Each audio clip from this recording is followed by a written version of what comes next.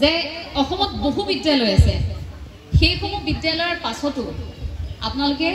শংকৰদেৱ শিশু বিদ্যা নিকেতন আপোনালোকৰ সন্তানৰ বাবে আপোনালোকে বাছনি কৰিছে এই কথাটো বৰ সুখ অনুভৱ কৰিছোঁ ভাল লাগিছে আপোনালোকে সেই সিদ্ধান্ত লোৱাৰ বাবে আৰু শিক্ষাৰ্থীসকলক অভিনন্দন শুভেচ্ছা জ্ঞাপন কৰিছোঁ প্ৰতিগৰাকী ছাত্ৰ ছাত্ৰীক যে আপোনালোকে ইয়াত মই যেহেতু অকণমান বয়সত সৰুৱে হ'ব মোতকৈ গতিকে ছাত্ৰ ছাত্ৰীসকলক মই তুমি সম্বোধন কৰিম তোমালোকে শংকৰদেৱ শিশু বিদ্যা নিকেতন মৰিগাঁৱত তোমালোকে বাছনি কৰি লৈছা তোমালোকৰ স্কুলীয়া শিক্ষাৰ বাবে গতিকে এই বিদ্যালয়খনত তোমালোকে যি পাবা সেয়া মনত ৰাখিবা পৃথিৱীৰ কোনো প্ৰান্তত তোমালোকে কোনো বিদ্যালয়ত কিন্তু তোমালোকে সেয়া নোপোৱা আজি এই অনুষ্ঠানটিত এটা বিষয়বস্তু নিৰ্ধাৰণ কৰি দিছিল মোক বিষয়বস্তুটি আছিল যে শিশুৰ বিকাশত পিতৃ মাতৃৰ ভূমিকা শিক্ষকসকলৰ কৰণীয় আৰু লগতে বৰ্তমানৰ শিক্ষা ব্যৱস্থা গতিকে বিষয়বস্তুৰ গভীৰতালৈ যোৱাৰ পূৰ্বে মই বিষয়বস্তুটি অকণমান ভাগ কৰি ল'ব বিচাৰিছোঁ প্ৰথমে মই শিশুৰ বিকাশৰ কথা অকণমান কৈ ল'ব বিচাৰিছোঁ আকৌ কওঁ কথাবোৰ আচলতে নিজা কিছু অভিজ্ঞতা অকণমান সমাজৰ পৰা যি শিকিছোঁ আপোনালোকৰ মাজত থাকি যি শিকিছোঁ তাৰ জৰিয়তেহে ক'ব বিচাৰিম দেই কোনো পৰামৰ্শ দিব পৰা যোগ্যতা নাই কাৰণ শিক্ষানুষ্ঠান এখনলৈ আহি যদি কিবা এটা পৰামৰ্শ মই ভুলকৈ দি থৈ যাওঁ তেন্তে সেয়া মোৰ বৰ ডাঙৰ ভুল হ'ব ঈশ্বৰেও মোক হয়তো মাফ নকৰিব কাৰণ এই যে কুমলীয়া বাঁহবোৰ এতিয়াই ভাজ লগালে ভাজ ল'ব নহয় যি পাত্ৰত থোৱা হয় তেনেকৈ ভাজ লয় গতিকে কণমানিসকল আছে তেওঁলোকৰ সন্মুখত যদি কিবা এটা ভুলকৈ কৈ পাওঁ সেই কথাটো তেওঁলোকে আকৌ অনুকৰণ কৰিব গতিকে তেওঁলোকৰ আগত কথা কওঁতে আমি প্ৰতিটো খোজত সাৱধান হোৱাটো উচিত শিশুৰ বিকাশৰ কথা কোৱাৰ লগে লগে মই এই সময়খিনিত এই প্ৰেক্ষাপটত অকণমান আপোনালোকক আজিৰ পৰা 10 বছৰৰ আগৰ অসমখনলৈ লৈ যাব বিচাৰিম অকণমান আপোনালোকৰ নিশ্চয় মনত আছে সেই সময়ৰ পৰিৱেশ পৰিস্থিতি কেনেকুৱা আছিল আজিৰ পৰা বহু বছৰৰ আগত আপোনাক যেতিয়া আপোনাৰ পিতৃ মাতৃয়ে ডাঙৰ কৰিছিল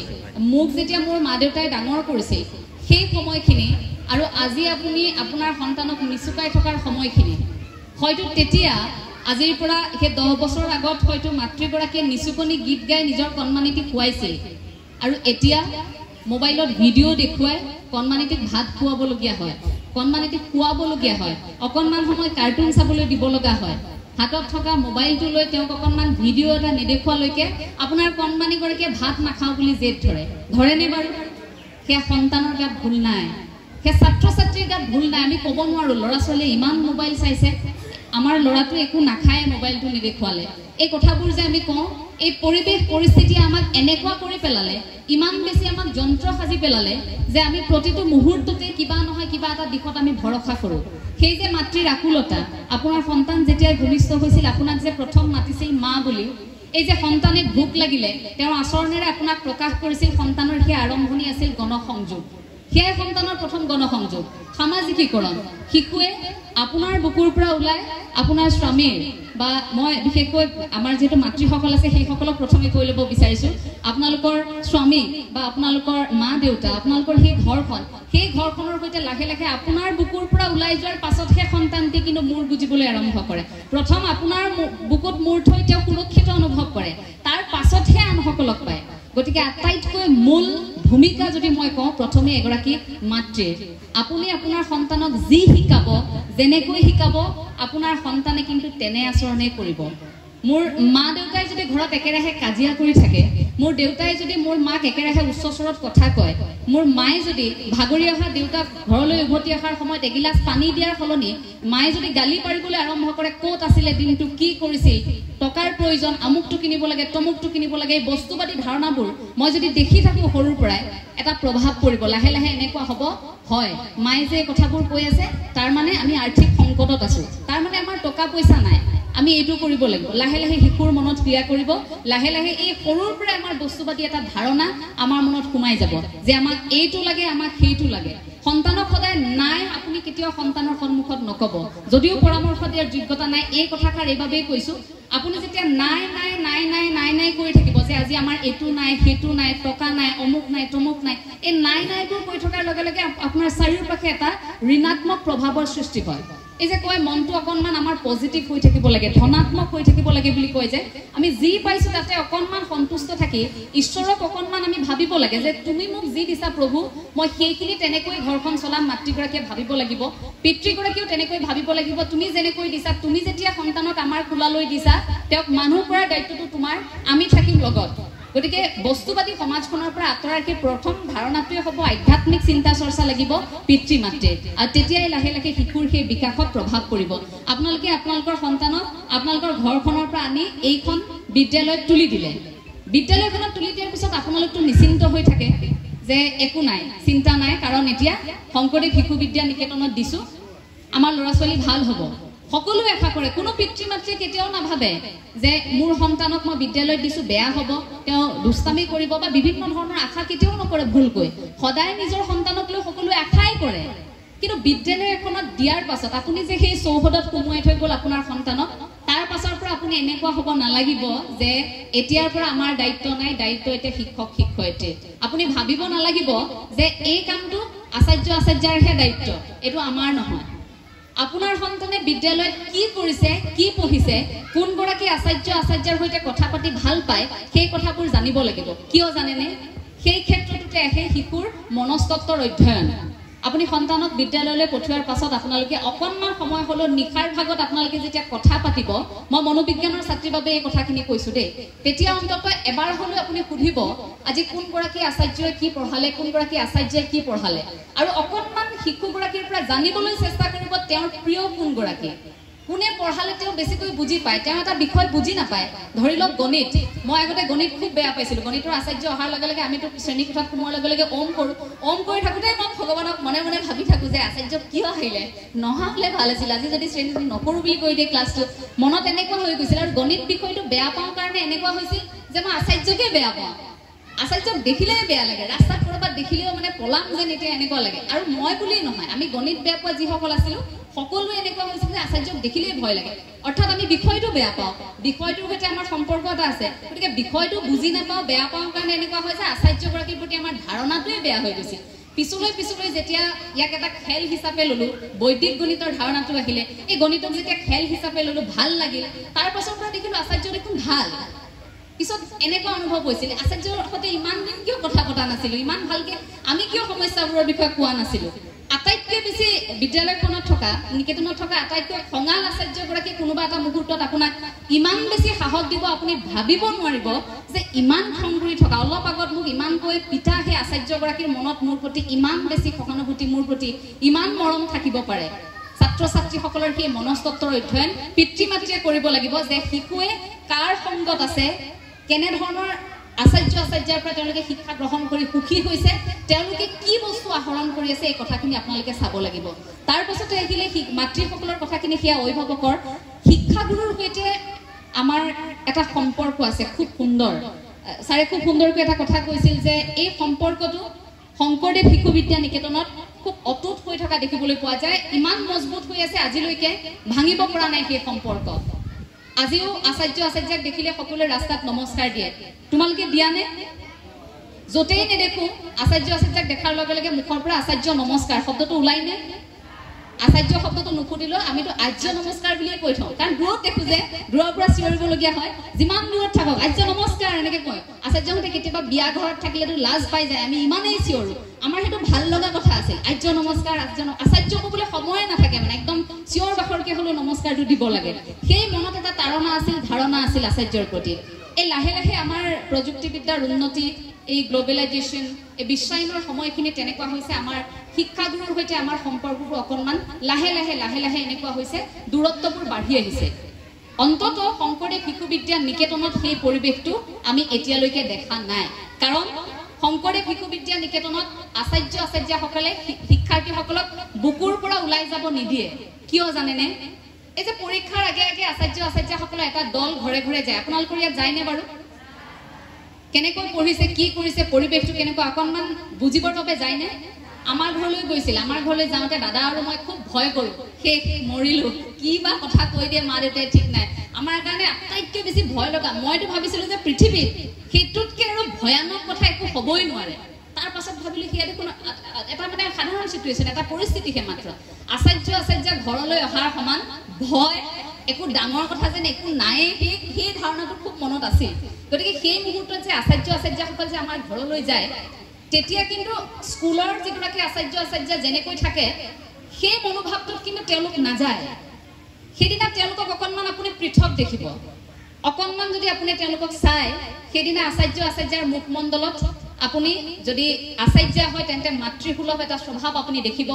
যদি আচাৰ্য হয় তেন্তে পিতৃসুলভ এটা স্বভাৱ আপুনি দেখিব। মূৰত হাত বুলাই আহিব সময়ত আচাৰ্যই কৈ থৈ আহিব ভালকে পঢ়িবি দেই। সেইদিনা আকৌ আপোনাক নকয় এচাত দি থৈ কিন্তু সেইদিনা ঘৰত নাহে, সেইদিনা আপোনাক মৰম কৰি থৈ আহিব। এই যে দায়িত্বটো কেৱল বিদ্যালয়খনলৈ আহিলে পঢ়ালে গুচি গ'ল, এইখিনিতে দায়িত্বটো শেষ হৈ নাথাকে আচাৰ্যসকলৰ। এই কথাটোৰ বাবে মই আজীৱন সুখী যে মই শংকৰদেৱ শিশু বিদ্যা নিকেতনৰ এগৰাকী ছাত্ৰী হ'বলৈ পালোঁ। এটা কথা খুব ভাল লাগে, অন্তত 4-5জন ছাত্ৰ ছাত্ৰী যদি একেলগে বহি থাকে কোনো লোকে সহজেই ধৰা পেলাব পাৰে কোনগৰাকী শংকৰদেৱ শিশু বিদ্যা নিকেতনৰ ছাত্ৰ বা ছাত্ৰী। আমাৰ আচৰণ, আমাৰ শিষ্টাচাৰ, আমাৰ সকলোবোৰত আমি কেনেকৈ খোজ কাঢ়োঁ, কেনেকৈ কথা কওঁ, আমি কেনেকৈ বহিছোঁ, কেনেকৈ উঠিছোঁ, সেই গোটেই আমাৰ আচাৰ ব্যৱহাৰত সকলো প্ৰতিফলিত হয় যে আমি শংকৰদেৱ শিশু বিদ্যা নিকেতনৰ ছাত্ৰ ছাত্ৰী। এই যে আমি খোৱাৰ আগতে ভোজন মন্ত্ৰ গাওঁনে, সেয়া চাওক আজিৰ পৰা ইমান বছৰ আগতে আমাক শিকালে। শংকৰদেৱ শিশু বিদ্যা নিকেতনৰ যেতিয়াই জন্ম হৈছিল ইমান বেছি অনুশাসন, ইমান বেছি সুন্দৰ পদক্ষেপেৰে গঠন হৈছিল। এই যে আমি কিবা এটা খোৱাৰ লগে লগে আমি ধন্যবাদ জনাব লাগে অন্নদাতাক। আমিতো অন্ন খাই আছোঁ প্ৰতিদিনে, আমিতো প্ৰকৃতিক ধন্যবাদো জনাব লাগিব। আহৰণ কৰি আছোঁ, আমি প্ৰতিদিনে খাই আছোঁ, আমি কিন্তু ওলোটাই প্ৰণাম কেতিয়াও নজনাওঁ, ধন্যবাদ কেতিয়াও নজনাওঁ। এনেই নকয় আমি খাই পাত ফলাৰ জাত বুলি। আমি কৰোঁ কামটো পিছত পাহৰি থাকোঁ। কোনোবাই আমাক কিবা এটা সহায় কৰিলে সেইটো মনত ৰাখিলোঁ, কিন্তু কোনোবা এদিনা যদি আমাৰ বেয়া কৰিলে সেই সহায়টো পাহৰি, সেই 10 দিনৰ সহায়টো পাহৰি যায়, এদিনৰ বেয়াটো কিন্তু মনত ৰাখি থয়। কিন্তু শংকৰদেৱ শিশু বিদ্যা নিকেতনে এই যে ভোজন মন্ত্ৰ গাবলৈ শিকায়, এই যে সোমোৱাৰ লগে লগে বিদ্যালয়খনত সোমোৱাৰ লগে লগে যে আমি এটা সেৱা কৰি সোমাওঁ, তাৰ পাছত যে আমি ওমকাৰ ধ্বনি কৰি থাকোঁ, তাৰ পাছত যে দীঘলীয়া আমাৰ প্ৰাৰ্থনাবোৰ আমাৰ অকণমান সুকীয়া হয়নে? বেলেগ বিদ্যালয়ত ইমান দীঘলকৈ প্ৰাৰ্থনা নাগায়।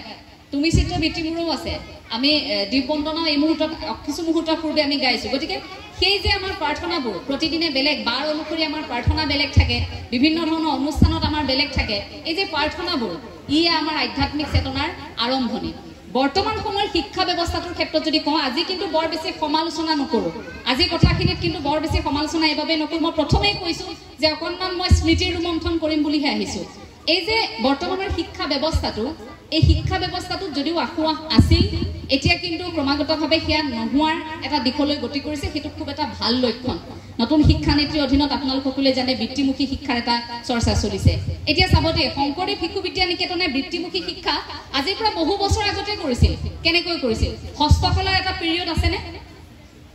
মাটিৰে বস্তু সাজিব লগা হয়, চিলাই কৰিব লগা হয়, তাত থাকে অথবা বুলি থাকে। ছাত্ৰীসকলে ইচ্ছা কৰিলে চিলাইও কৰিব পাৰে, মাটিৰে বস্তু সাজিব পাৰে, কাগজেৰে বস্তু সাজিবলৈ, এইবোৰ আমাক শিকোৱা হয়। শিকাইছেনে ইয়াত? সেয়া বৃত্তিমুখী শিক্ষা। এই যে আমাৰ অসমীয়া মানুহৰ এটা ধাৰণা থাকে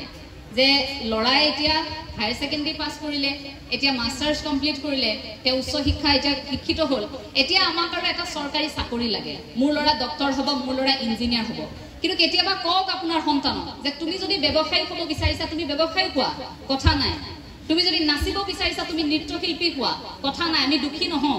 তুমি যদি বাদ্যযন্ত্ৰত তুমি ইমান ৰাপ, তুমি বাদ্যযন্ত্ৰী হ'ব বিচাৰিছা, তুমি বজোৱা, আমাৰ আপত্তি নাই। কিন্তু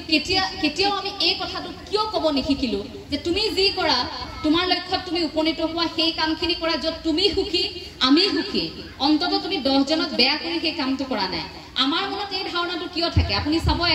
এটা প্ৰমাণ যদি আমি কৰোঁ যে এগৰাকী ব্যৱসায়ী প্ৰতিমাহে তেওঁ ধৰি লওক 5 লাখ টকা তেওঁ প্ৰতিমাহে তেওঁ ব্যৱসায়ৰ পৰা তেওঁ সেয়া ঘটি আছে, তেওঁ অৰ্থনৈতিক স্বাৱলম্বিতা ব্যৱসায় কৰি। তেওঁ কিন্তু শিক্ষা গ্ৰহণ কৰিলে খুব বেছি হায়াৰ ছেকেণ্ডেৰীলৈকে তেওঁ পঢ়িলে, উচ্চতৰ মাধ্যমিক তেওঁ পঢ়িলে, উত্তীৰ্ণ হ'ল, তাৰপিছত ব্যৱসায়ত তেওঁ লাগিল। কিন্তু তাৰ পাছত আপুনি চাব আন এগৰাকী শিক্ষাৰ্থী 4ৰ্থ বৰ্গৰ এটা চাকৰি লৈছে, অথচ তেওঁ ঘৰখন কোনোমতে চলাই আছে, মাহত 30,000 টকা, 20,000 টকা বা 10-15,000 টকাৰ দৰমহা পায়। কিন্তু আমাৰ ধাৰণাটো কি? নালাগে 5 লাখ টকাৰ সেই ব্যৱসায়, নালাগে তুমি হেৰি কৰিব। কিন্তু আমাৰ মনত এটাই ধাৰণা যে চৰকাৰী চাকৰি এটা লোৱা, আমাৰ হীৰাই হীৰাই প্ৰবাহিত হৈ আছে অসমীয়াৰ সেইটো ধাৰণা, এটা চৰকাৰী চাকৰি লাগে। বিহাৰত কিয় ল'ৰা ছোৱালী জন্ম হোৱাৰ লগে লগে কিয় কয় যে কালেক্টৰ বননা হে? কিয় কয়? তেওঁলোকেতো সেইটো ধাৰণা, তেওঁলোকে UPSC চাওকচোন কিমান সংখ্যক থাকে,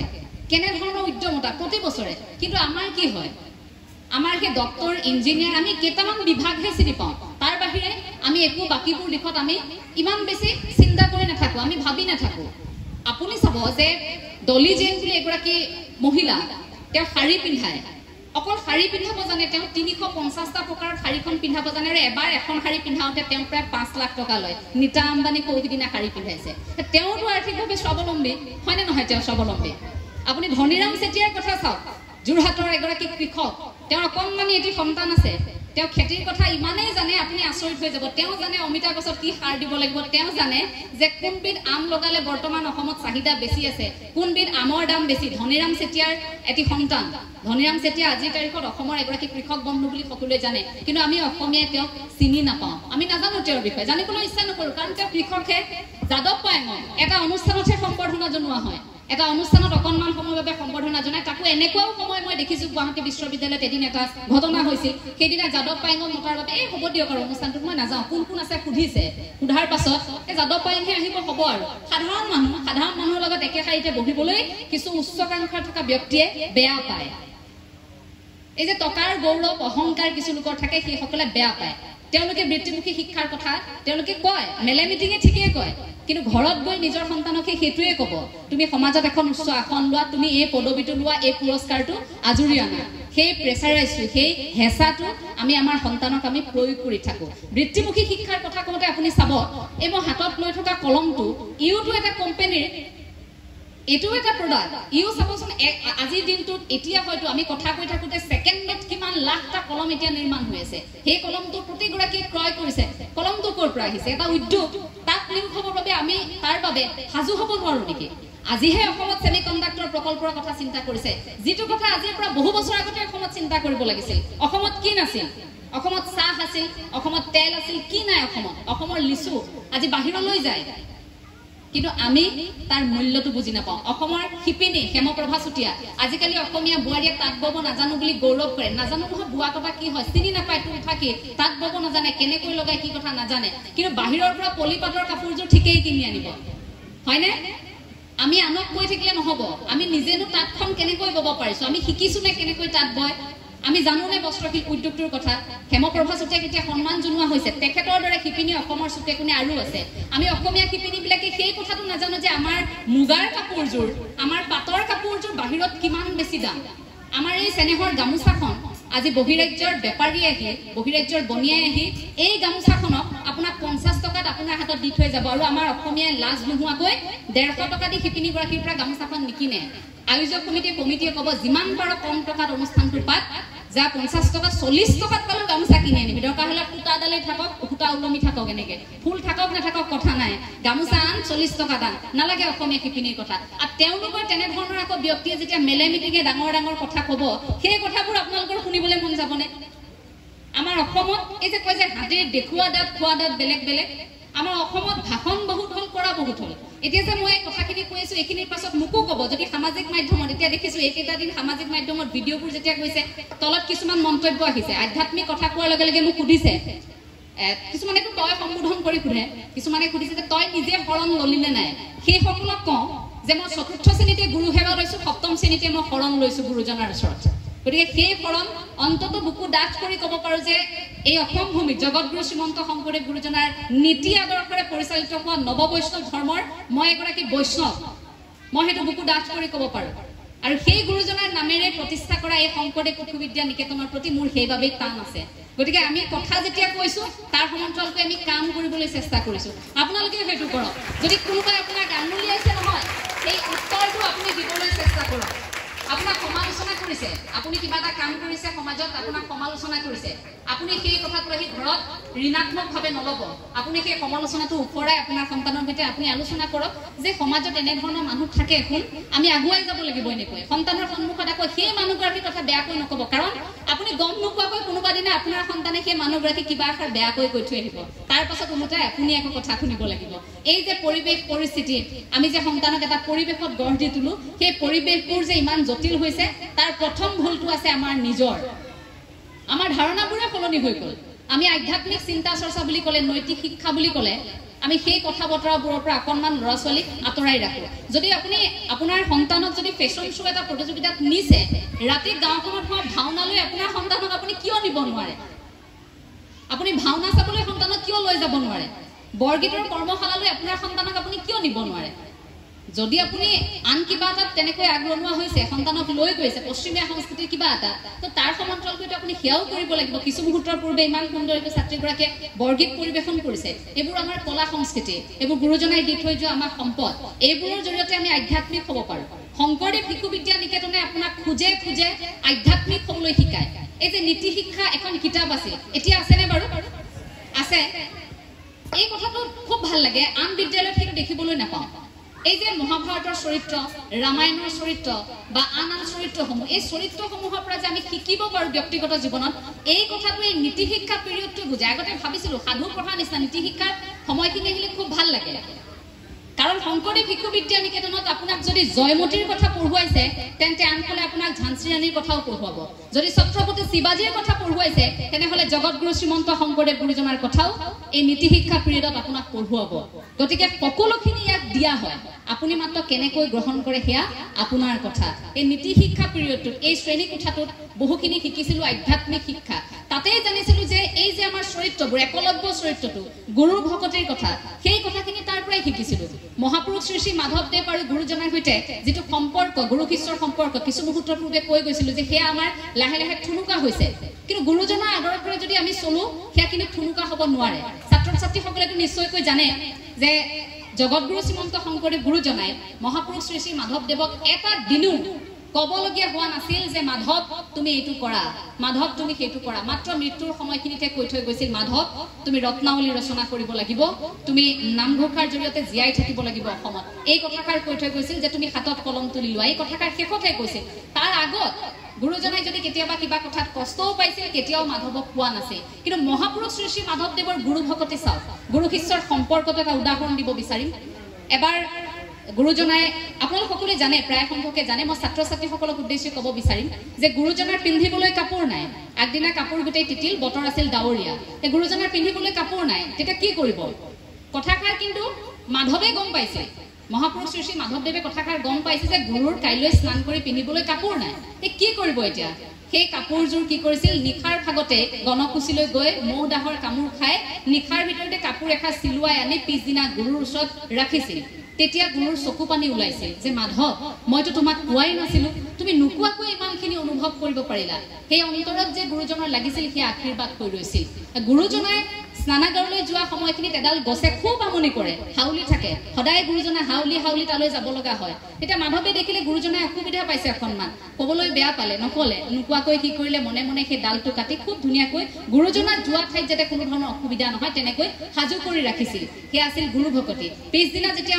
মহাপুৰুষ শ্ৰী শ্ৰী শংকৰদেৱে যেতিয়া দেখিছে গছৰ ডালটো দেখোন নাই তেতিয়া গম পাইছে যে এই কামটো মাধৱেই কৰিছে মাতি আনি সুধিছিল মাধৱ তুমি কৰিছা বোলে হয় গুৰুদেৱ মই কৰিছিলোঁ কাৰণ আপুনি অসুবিধা পাইছিল এই গুৰু শিষ্যৰ সম্পৰ্ক তেনেকুৱা আপুনি নোকোৱাকৈয়ে বুজিব লাগিব মই এটা কথা এইখিনিতে ক'ব বিচাৰিম শিক্ষকসকলক সমালোচনা বুলি নহয় এই কথাষাৰ অকণমান মোৰ ব্যক্তিগত জীৱনত মই শিক্ষকৰ পৰা পোৱা কিছুমান দুখ আছে যিবোৰ দুখ সদায় বুকুত লৈ ঘূৰিলোঁ কোনোদিন কেতিয়াও কোনো শিক্ষাগুৰুক নক'লোঁ কাৰণ তেওঁলোক আমাৰ চিৰনমস্য এটা কথা মন কৰিব শিশুৰ মনস্তত্বৰ কথা যদি আমি কৈছোঁ সমান্তৰালকৈ কিন্তু আমি শিক্ষকসকলৰ মনস্তত্বৰ কথা শিক্ষক শিক্ষয়িত্ৰীসকলৰ মনস্তত্ব কিন্তু আমি অধ্যয়ন কৰিবলৈ শিকিব লাগিব শিক্ষক শিক্ষয়িত্ৰীসকলে কি কৰে একাংশ এই শব্দটো মই ব্যৱহাৰ কৰিম একাংশ বহু ঠাইত এনে আছে যে 90% পোৱা ছাত্ৰ ছাত্ৰীগৰাকী তেওঁলোকৰ বাবে খুব প্ৰিয় কিন্তু 30% পোৱা ছাত্ৰ ছাত্ৰীগৰাকী তেওঁলোকৰ বাবে প্ৰিয় নহয় এনেকুৱাও কিন্তু শিক্ষক শিক্ষয়িত্ৰী আছে টিউচন ল'ব বিচাৰে বাৰে বাৰে গৈ সেই চোকা ছাত্ৰ ছাত্ৰীগৰাকীৰ পিতৃ মাতৃক কয় মই টিউচন কৰিম আপোনালোকৰ ছাত্ৰীগৰাকীক আপোনাৰ ছাত্ৰগৰাকীক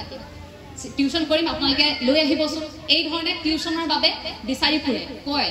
কিন্তু সেইগৰাকী শিক্ষক শিক্ষয়িত্ৰীয়ে কিয় ক'ব নোৱাৰে যে 30% পোৱা এই ছাত্ৰগৰাকী মোৰ ওচৰলৈ আহক মই তেওঁক 90% পোৱাই দিম কিয় ক'ব নোৱাৰে এই কথাষাৰ এই কথাষাৰত অকণমান দুখ পাওঁ এই যে ছাত্ৰ ছাত্ৰীসকলে শ্ৰেণীকোঠাত বহি থাকোঁতে কেতিয়াবা যে অসহজ অনুভৱ কৰে তাৰ এটা কাৰণ কিন্তু শিক্ষক শিক্ষয়িত্ৰী সকলো হয় কিছু শিক্ষক শিক্ষয়িত্ৰী এনে থাকে যে তেওঁলোকৰ সন্মুখত কথা কোৱাৰ সাহস একেবাৰে শিক্ষাৰ্থীসকলৰ নাথাকে কেতিয়াবা খুব ভয় কৰে আৰু কেতিয়াবা এনেকুৱা হয় আচাৰ্যই আমাক বেয়া পায় হয়তো এই ধাৰণাটো আমাৰ মনত আহি পৰে তাৰ বাবে আমি আলোচনা কৰাৰ এটা পৰিৱেশ আমি গঢ়ি তুলিব লাগিব এই যে জিৰণিৰ সময়খিনিত আগতে মই যেতিয়া নিকেতনত পঢ়ি আছিলোঁ সেইখিনি কাম আমি কৰিছিলোঁ জিৰণিৰ সময়খিনিত আমি যিগৰাকী আচাৰ্যৰ লগত কথা পাতি খুব ভাল লাগে আৰু আমাৰ এনেকুৱা হৈছিল আমি নিকেতনত মই পঢ়ি থকাৰ সময়খিনিত ক্লাছ 8, 9, 10 এই সময়খিনিত আমাৰ অলপ কম বয়সীয়া আচাৰ্য সোমাইছিল সেইসকলক মানে খুব ভাল লাগে কাৰণ এনেকুৱা হয় আমি তেওঁলোকৰ সৈতে অকণমান এনেকুৱা লাগে যেন আমাৰ অকণমান সমনীয়াই হ'ব নেকি সমনীয়াটো নহয় তেখেতলোক তথাপিও মানে আমাৰ মনত এনেকুৱা লাগে যে জ্যেষ্ঠ কোনোবা এগৰাকী কৈ গালি খোৱাতকৈ এখেতলোকক মাতি নাই ভাল আমি বাৰে বাৰে নতুনক মাতিবলৈ ট্ৰাই কৰোঁ নতুন যেতিয়া আহিব তেওঁলোকক কথা ক'বলৈ আমি বিচাৰোঁ তো সেই কথাটোত চাবলৈ গ'লে এনেকুৱা হয় যে এই নতুন যিসকল সোমায় শংকৰদেৱ শিশু বিদ্যা নিকেতনত আচাৰ্য হ'বলৈ তেওঁলোকৰ প্ৰতি শিক্ষাৰ্থীসকলৰ সাংঘাতিক এটা মৰম থাকেনে বাৰু নতুন আচাৰ্যসকলৰ প্ৰতি এটা মৰম থাকেনে নতুন আচাৰ্যসকল সেইবাবে এতিয়া আৰু বেছি দায়িত্বশীল হোৱাৰ সময় সেইদিনা আমি কথা পাতিছিলোঁ মই যিখন বিদ্যালয়ত পঢ়ি আহিছিলোঁ বিদ্যালয়ৰ আচাৰ্যৰ সৈতে কৈছিল যে প্ৰায় নতুনকৈ 2000 গৰাকী প্ৰশিক্ষণ গ্ৰহণ কৰিছে আমাৰ সেইখন বিদ্যালয়টো সেইখন নিকেতনতো বহুকেইগৰাকী আচাৰ্য নতুনকৈ সোমাইছে আমাৰ দাদাৰ সৈতে পঢ়া মোৰ সৈতে পঢ়া বহু বন্ধু বান্ধৱী এতিয়া কেইটামান দিন শংকৰদেৱ শিশু বিদ্যা নিকেতনৰ সেই পৰিৱেশটোৰ আমেজ ল'বলৈ আকৌ এবাৰ উভতি গৈছে এটা কথা ভাবি চাওকচোন তেওঁলোকে লাখ টকা দৰমহা নাপায় 60-70 টকাৰ দৰমহা তেওঁলোকে BMW লৈ নাহে 5-star হোটেলত তেওঁলোকে খানা নাখায় তেওঁলোকৰ জীৱনশৈলীটো আপোনালোকে চাব খুব সাধাৰণ প্ৰতিগৰাকী আচাৰ্যাৰ আপোনাৰ দেখিলেই মোৰ দুখ খাই যাব সেইসকল আচাৰ্যে খুব ন্যূনতম এটা প্ৰাপ্য লৈ একেবাৰে যিটো নহ'লেই নহয় তেনে এটা প্ৰাপ্য লৈ আপোনালোকৰ সন্তানক জীৱন গঢ়াৰ বাবে সেইসকল ছাত্ৰ ছাত্ৰীক জীৱন গঢ়াৰ বাবে সেইসকল আচাৰ্যাই অহোপুৰুষাৰ্থত ত্যাগ কৰিছে সেইসকলৰ ওচৰত আপোনালোক কৃতজ্ঞ হোৱা উচিত আজিও যেতিয়া সেইখন বিদ্যালয়লৈ উভতি যাওঁ লক্ষী আচাৰ্য জয়া আচাৰ্য তেওঁলোকক দেখিলে আজিও মনটো কোনোবাখিনিত বেয়া লাগে সেই ইমান বছৰ আগতে এৰি থৈ অহা আচাৰ্যসকল এতিয়াও তেনেকৈ আছে এনে নহয় যে আচাৰ্যসকলে সুবিধা পোৱা নাই বেলেগত সুবিধা পাইছে কিন্তু নিকেতনখনৰ প্ৰতি ইমান এটা টান আছে নিকেতনখনৰ প্ৰতি ইমান আবেগ আছে এই নিকেতনখন এৰি থৈ সকলো যাব নোৱাৰে নিকেতনখন এৰাৰ পিছত আপুনি যেতিয়া ইয়াৰ আগেৰে পাৰ হৈ যাব তেতিয়া আপুনি আপোনাৰ চকু পানী ওলাব আজি আপোনালোকে অনুভৱ নকৰে যেতিয়া আপোনাৰ সন্তান পঢ়ি শুনি ইয়াৰ পৰা ওলাই যাব তেতিয়া আপুনি অনুভৱ কৰিব যে আমি কেনেকুৱা এটা পৰিয়ালত আছিলোঁ এই পৰিয়ালটো কেতিয়াও আপোনালোকে ভাঙি যাবলৈ নিদিব অসমৰ বৰ্তমান শিক্ষা ব্যৱস্থাত এই শংকৰদেৱ শিশু বিদ্যা নিকেতনৰ যথেষ্ট প্ৰভাৱ আছে এই কথাটো সজোৰে ক'ব বিচাৰিম এটা ধাৰণা কৰা হয় যে বিদ্যালয়খনক লৈ যে বিদ্যালয়খন যদি ব্যক্তিগত হয় বিদ্যালয়খন যদি খুব ভাল হয় ভাল অট্টালিকা থাকে যদি বিদ্যালয়খন তেনেধৰণৰ হয় তেতিয়া যে ভাল ৰিজাল্ট কৰিব ছাত্ৰ ছাত্ৰী নালাগে চৰকাৰী বিদ্যালয়লৈ যাবলৈ যদিও এখন ব্যক্তিগত খণ্ডৰ বিদ্যালয় মই সেই কথাটো কম এটা ধাৰণা আমাৰ মনত থাকে সেই ধাৰণাটো অসমবাসী কেতিয়াবা এৰিব হ'ল এতিয়াও কিন্তু সেয়া আছে কিয় শংকৰদেৱ শিশু বিদ্যা নিকেতনত পঢ়া ল'ৰা ছোৱালীয়ে খুব সুন্দৰকৈ ইংৰাজী ক'ব নোৱাৰে নেকি তেওঁলোকেতো খুব সুন্দৰকৈ ইংৰাজী ক'ব পাৰে তেওঁলোকেওতো শংকৰদেৱ শিশু বিদ্যা নিকেতনৰ পৰা যোৱা বা মাতৃভাষা মাধ্যমৰ পৰা যোৱা সেইসকল ছাত্ৰ ছাত্ৰীয়েওতো আজিৰ তাৰিখত খুব সুন্দৰকৈ তেওঁলোকে উচ্চ শিক্ষা গ্ৰহণ কৰি আছে তেওঁলোকেতো বিভিন্ন পদবী দখল কৰি আছে কিন্তু ধাৰণাটো কিয় যে ল'ৰাক ইংলিছ মিডিয়ামত পঢ়ুৱাবই লাগিব ইংলিছ মিডিয়ামত পঢ়ুৱালেহে সি ইংৰাজীত ভালকৈ কথা ক'ব পাৰিব এই ধাৰণাটো আমাৰ মনত কিয় আহে এই ধাৰণাবোৰ আমি লাহে লাহে আঁতৰাব হ'ল ছাত্ৰ ছাত্ৰীসকলক কম মই কাহিনীটো কম আৰু তাৰ পাছতে সুধিম যে সেইগৰাকী কোন আছিল আপোনালোকে কোনোবাই যদি জানে ছাত্ৰ ছাত্ৰীসকলক তেওঁলোকে কিন্তু ক'ব লাগিব এটা শ্ৰেণী কোঠাত পাঠদান চলি থকাৰ মাজতে দুয়োখন হাত নোহোৱা এগৰাকী বিশেষ ছাত্ৰী শ্ৰেণী কোঠাত বহি আছে আৰু শিক্ষাগুৰুৱে সুধিছে যে তোমালোকে আজি কোৱাচোন জীৱনৰ লক্ষ্য কি কোনে কি হ'ব বিচৰা এই কথাখিনি সুধিছে প্ৰতিগৰাকীয়ে কৈ গৈছে কোনোবা ডক্টৰ হ'ব কোনোবা ইঞ্জিনিয়াৰ হ'ব কোনোবা শিক্ষক হ'ব এই কথাখিনি কৈ গৈছে তাৰ পাছত সেই ছাত্ৰীগৰাকীক সুধিছিল যিগৰাকী ছাত্ৰীৰ দুয়োখন হাতেই নাই সেই ছাত্ৰীগৰাকী বিশেষভাৱে সক্ষম এগৰাকী ছাত্ৰীগৰাকীক সোধোতে ছাত্ৰীগৰাকীয়ে কৈছিল এই বিশাল আকাশখনত মই ইমূৰৰ পৰা সিমূৰলৈ উৰি থাকিব বিচাৰোঁ লগে লগে গোটেই শ্ৰেণী কোঠাত এটা গীৰ্জনী মৰা হাঁহি আছিল যে হাত দুখন নাই তাই আকৌ কথা কৈছে চাচোন উৰিবলৈতো পাখি লাগিব চৰাইৰ পাখি আছে আমি বাৰু মনৰ দৃষ্টিৰে উৰিম তথাপিও সেইগৰাকী ছাত্ৰীয়ে হাত দুখন নাইকিয়া ছাত্ৰীগৰাকী কেনেকৈ উৰিব এনেকৈ তাচ্ছিল্য কৰিছিল লগৰবোৰে সেই ছাত্ৰীগৰাকী পৰৱৰ্তী মুহূৰ্তত এগৰাকী পাইলট হৈছিল কোন আছিল ছাত্ৰীগৰাকী পাৰিব নেকি কোনোবাই দুয়োখন হাত নোহোৱা সেইগৰাকী পাইলট বিশ্বই তেওঁক চিনি পায় জেছিকা কক্স তেওঁ দুহাত নোহোৱাকৈ উৰি ফুৰিছিল আকাশত আমাৰ কি নাই হাত আছে ভৰি আছে আমি খাবলৈ পিন্ধিবলৈ পাইছো আপুনি ভাবি চাওকচোন যিসকলে দুবেলা দুমুঠি খাবলৈ পোৱা নাই সেইসকলে কি কৰিছে অথচ এইখিনি থকাৰ পাছতো আমি নাই নাই নোপোৱাৰ কাৰণতে থাকো যদি আপুনি সপোন দেখিছে তেন্তে ওপৰলৈ চাওক যে হয় সপোনটো আৰু অলপ ডাঙৰকৈ দেখিব লাগিব এইখিনি কৰিব লাগিব কিন্তু যদি আপুনি আপোনাৰ অৰ্থনৈতিক অৱস্থাটোক লৈ আপুনি দুখী তেন্তে আপুনি তললৈ চাব আপোনাতকৈ কষ্টত বহু মানুহ আছে কোনোবাই এসাঁজ খাইছে পিছদিনা এসাঁজ খাবলৈ বাট চাই আছে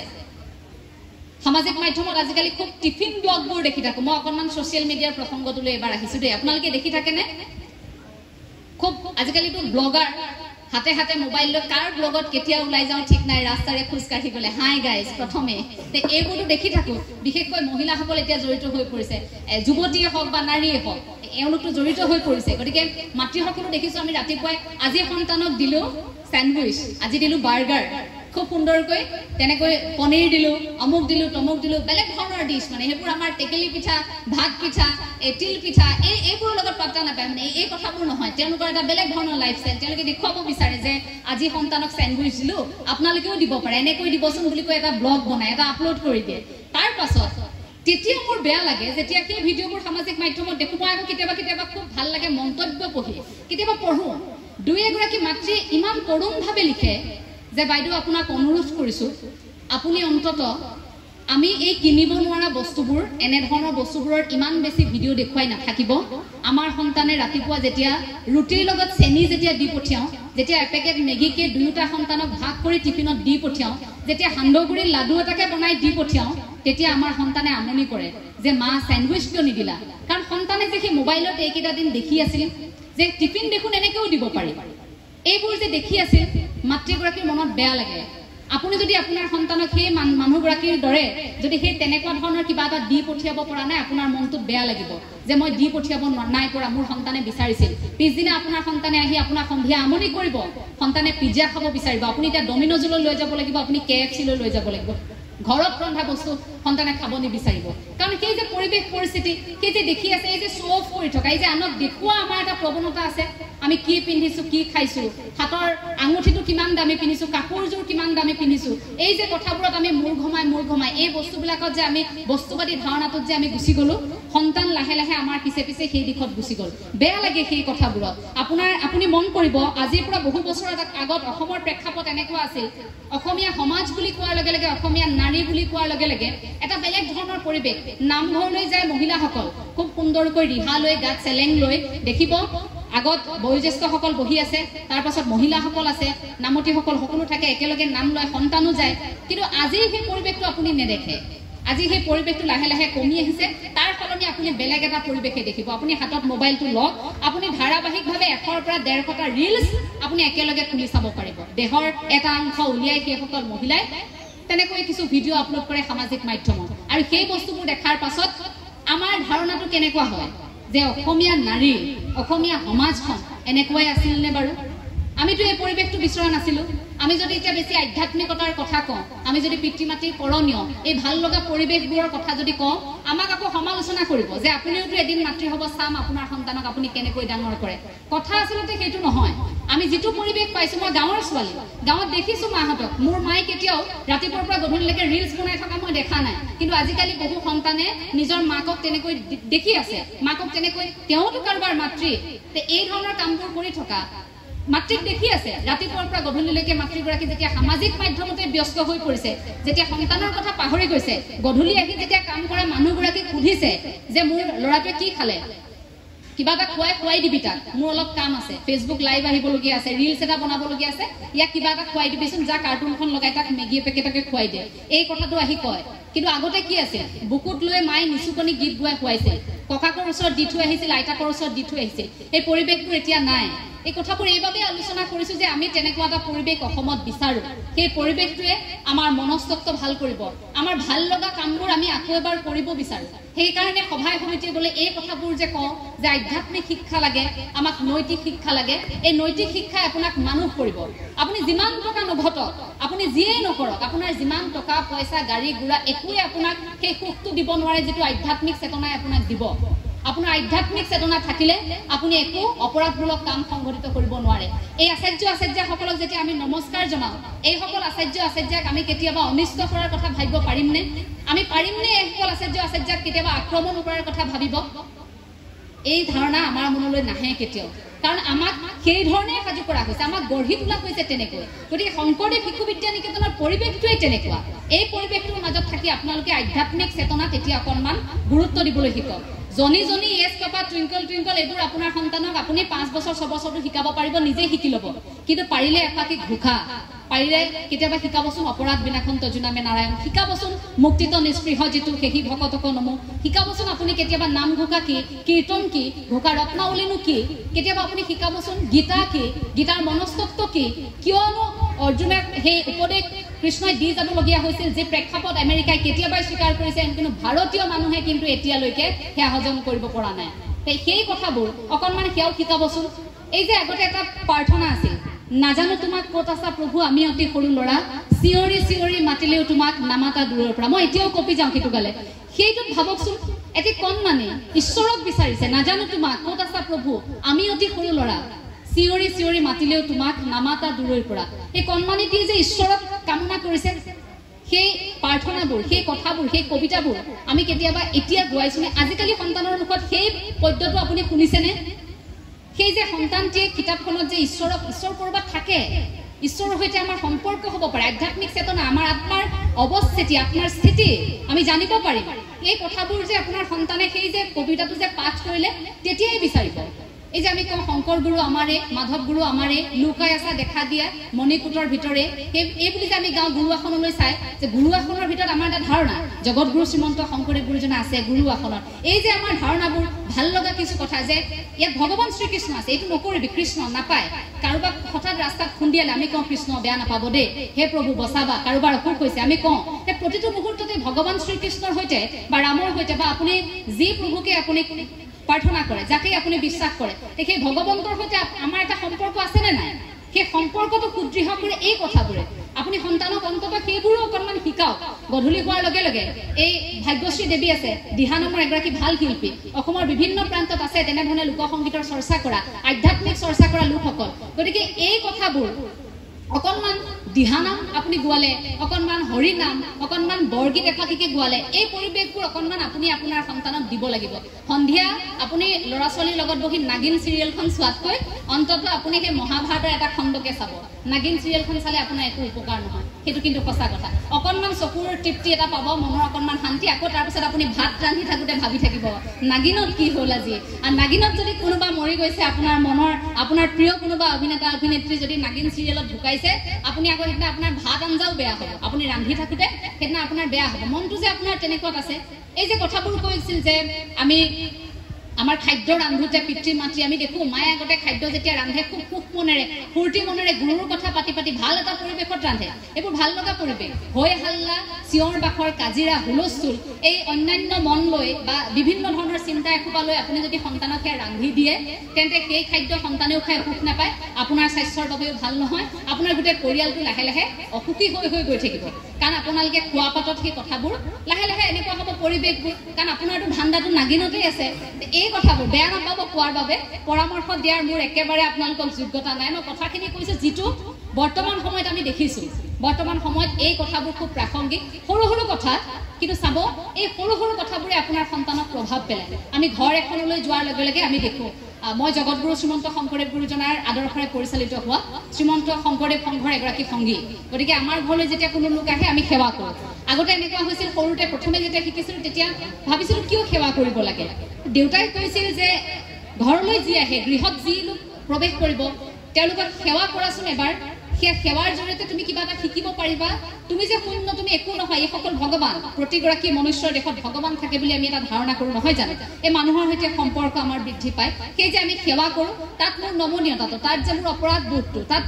মই যে একো নহয় মই সাংঘাতিক একো কৰা নাই এই যে কাৰোবাৰ ওচৰত মূৰ দুৱাইছোঁ এই কথাবোৰ প্ৰকাশ পায় এইবোৰ শিকিব আমি পাৰোঁ সেই পৰিৱেশটোৱে বহুখিনি আমাক শিকায় গতিকে ঘৰলৈ কোনো লোক আহিলে তেনেকুৱা এটা পৰিৱেশ আপোনালোকে ৰচনা কৰক অন্ততঃ আপোনালোকে সন্ধিয়া নামঘৰত একেলগে বন্তি মেজিগছ যেতিয়া জ্বলাব কেৱল ককা আইতালৈ সেই দায়িত্বটো থৈ নিদিব আপোনাৰ সন্তানকো লগতে গামোচাখন দি নামঘৰলৈ লৈ যাব সেই পৰিৱেশটোৱে এদিন চাব আপোনাক ইমান ভাল লগা এটা পৰিৱেশ উপহাৰ দিব আপুনি কেতিয়াও কান্দিব লগা নহয় বৃদ্ধাশ্ৰমত আপুনি চিন্তা কৰিব লগা নহয় মোৰ সন্তানে ইমান টকা উৰ্জন কৰিব পৰা নাই আপুনি চিন্তা কৰিব লগা নহয় কাৰণ আপুনি যদি আপোনাৰ সন্তানে 100 টকা এটা আপোনাৰ হাতত গুজি দিছে আপুনি বৃদ্ধাৱস্থাত থাকোতে যদি মৰমেৰে গুজি দিছে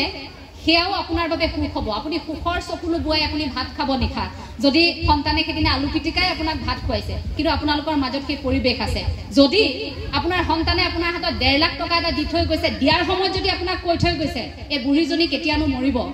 সেই 1.5 লাখ টকাটোৱে আপুনি একো কৰিব নোৱাৰে টকা এটা দি থৈ গ'ল আপোনাৰ হাতত আপুনি একো কৰিব নোৱাৰে টকা পইচা ধন সম্পত্তি আমাৰ বিভিন্ন ধৰণৰ আচবাব এই গোটেই দুনিয়াখন এই গোটেই পৃথিৱীখন এই বস্তুবাদী সমাজখনে আমাক বহু বেছি দিন বৰ বেছি মানুহ কৰি ধৰি ৰাখিব নোৱাৰে এই ভিতৰত থকা আত্মাটোক আপোনালোকে চিনি পাওঁ শেষত কওঁ কথাবোৰ বহুত বেছি দীঘলীয়া নকৰোঁ সময় অকণমান দীঘলীয়া হ'ব কাৰণ মই যিহেতু আকৌ উভতি যাব লাগিব শেষত কওঁ ভিতৰৰ মানুহগৰাকীক চিনি পাওঁ আচাৰ্যসকলক অনুৰোধ জনাইছোঁ যে ছাত্ৰ ছাত্ৰীসকলক বিদ্যালয়খনলৈ অহা প্ৰতিগৰাকী ছাত্ৰ ছাত্ৰীক আপোনালোকে ইমান সন্তান বুলি ভাবি মৰম কৰে স্নেহ কৰে আপোনালোকে আদৰ কৰে সেই সন্তানগৰাকীক কি কৰি ভাল পায় এই কথাটো অন্তত আপোনালোকে এবাৰ জানিবলৈ চেষ্টা কৰক যদি গণিতত তেওঁ 30 নম্বৰ পাইছে সমাজ বিজ্ঞানত তেওঁ 90 পাইছে আপুনি অন্তত সেই ছাত্ৰগৰাকীক তই গণিতত কিয় 100 পাব নোৱাৰা বুলি আপুনি তেওঁক খং কৰি আপুনি নুবুজাব মৰমেৰে বুজাওক কাৰণ সেই ছাত্ৰগৰাকীৰ সপোন বেলেগ থাকিব পাৰে লক্ষ্য বেলেগ থাকিব পাৰে পুনৰ কৈছোঁ যে অসমৰ প্ৰেক্ষাপটত খুজে খুজে টকা আছে আমি কেৱল অৰ্থনৈতিক স্বাৱলম্বিতা টকা লাগে এইটো পিছত দৌৰি থাকিলেই নহয় টকা আছে আমি টকা সকলোতে পাম কিন্তু আমি এজন সৎ মানুহ হৈ সেই টকাখিনি ঘটিব লাগিব আমি এজন সৎ মানুহ হৈ অৰ্থনৈতিক স্বাৱলম্বিতা অৰ্জন কৰিব লাগিব বৃত্তিমুখী শিক্ষাৰ জৰিয়তে আপুনি যদি শ্ৰেণীকোঠাত থকা আপোনাৰ সেই ছাত্ৰগৰাকীক যদি ক'ব পাৰিছে যে তুমি যদি নাচি ভাল পোৱা তোমাক নাচৰ প্ৰশিক্ষণ মই দিয়াম তুমি